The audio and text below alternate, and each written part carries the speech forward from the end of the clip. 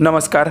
खराडी मांजरी पुलावरून पोलिसांनी एका तरुणाला वाहून जाण्यापासून स्वतःचा जीव धोक्यात घालून पोलिसांनी वाचवलं। व्हिडिओ पाहून उडेल अंगाचा थरकाप। सध्या पावसाने संपूर्ण महाराष्ट्रात हाहाकार माजवला असून जिकडे बघावे तिकडे पाणीच पाणी झालं आहे।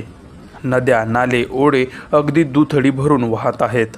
अनेक ठिकाणी रस्त्यावरून पुलावरून पाणी जात आहे, त्यामुळे बरेचसे रस्ते बंद करण्यात आले आहेत।